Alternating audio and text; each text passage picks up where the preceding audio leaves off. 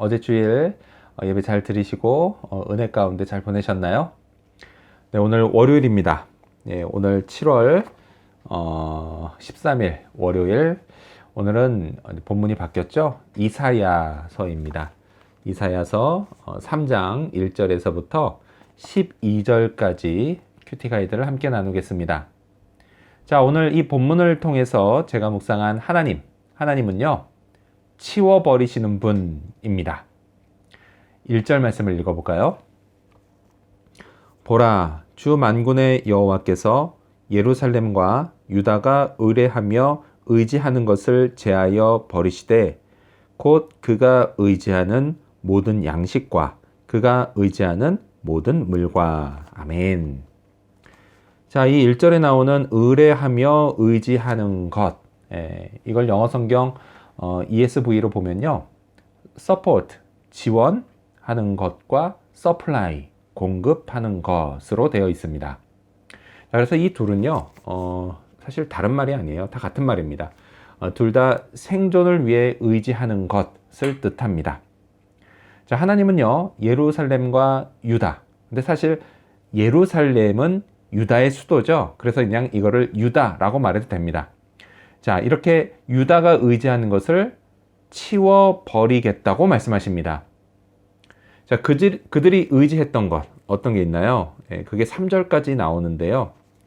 이 3절까지를 보면은, 양식과 물, 이런 것처럼 필수적인 것들에서부터 군대와 정치, 종교 지도자들과 그리고 물건을 만드는 사람처럼 중요한 것들도 있고요.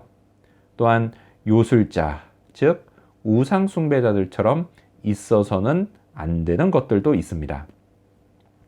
자, 우상 숭배자들을 치워버리시겠다라고 하시는 말씀은 우리가 쉽게 납득이 됩니다. 하지만요, 양식과 물처럼 정말 없어서는 안 되는 것까지 치우시겠다는 말씀은 좀 지나친 말씀이 아닐까요? 하지만 그렇지 않습니다. 그것들과 하나님, 이 둘을 놓고 볼 때 어떤 게 더 우선순위가 있는지 생각하면 당연 하나님입니다.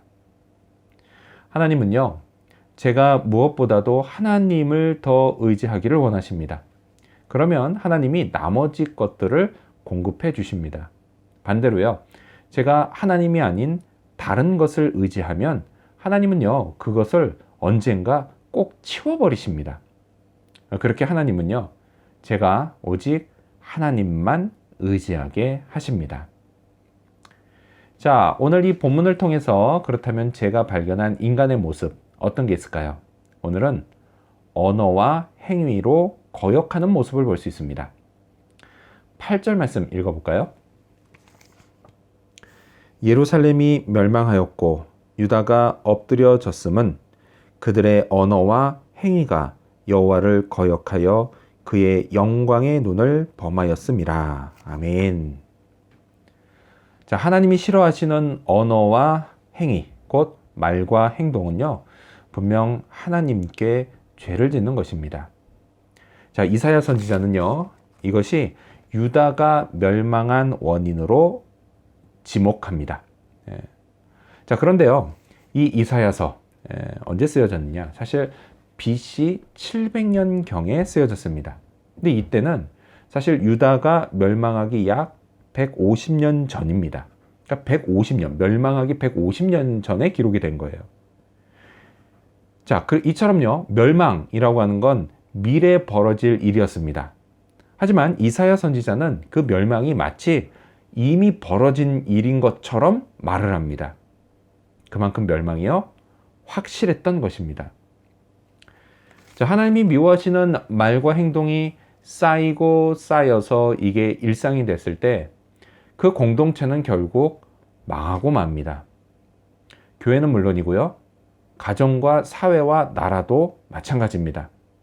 하나님은요, 교회만 다스리시는 분이 아니기 때문입니다. 하나님은 교회 울타리 넘어 이 하나님의 존재를 부정하는 세상, 그 세상 역시도 하나님이 주관하시기 때문입니다. 그래서요, 세상 사람들도 하나님을 거역하고 그분의 영광의 빛을 거절하면 고통을 겪게 됩니다. 하지만요, 그들이 누굴 탓할 수는 없어요. 9절 말씀을 보니까요, 끝에 뭐라고 되어 있죠? 그들이 재앙을 자취하였도다 라고 되어 있습니다. 맞습니다. 이 재앙은요, 창조주를 떠남으로 피조물이 스스로 자취한 결과이기 때문입니다. 자, 그렇다면 마지막으로 나에게 주시는 교훈이 뭘까요? 제게 주시는 교훈은 언행의 열매로 복을 받자입니다. 10절 말씀 읽어보겠습니다. 너희는 의인에게 복이 있으라 말하라. 그들은 그들의 행위의 열매를 먹을 것이미요. 아멘. 하나님은요, 칭의받은 제가 하나님이 기뻐하시는 말과 행동의 열매로 복을 받기 원하십니다. 물론요, 복을 얻겠다고 가식적으로 그럴 수는 없습니다.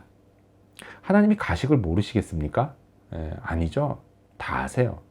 가식적으로 그러는 거는요, 결국 들통나기 마련입니다. 또요, 이런 가식은 계속하지도 못합니다. 사람이 어떻게 평생을 가식으로 살 수 있겠습니까? 자원하는 마음 없이 억지로 하는 거, 그건요, 뭐든지 힘든 법입니다. 자, 언행은요, 마음과 생각에서 나옵니다. 내 마음이 하나님의 구원의 은혜를 감사하고 기뻐하면 그것을 보답하기 위한 언행이 자연스럽게 나옵니다. 생각도 마찬가지예요. 제 머릿속이 무엇으로 채워지느냐, 그것에 따라서 말과 행동이 달라집니다.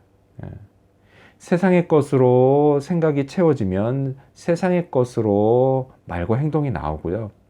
하나님의 것으로 생각이 채워지면 하나님의 것으로 말과 행동이 나옵니다. 자, 말과 행동에서 하나님의 향기가 나오는 사람.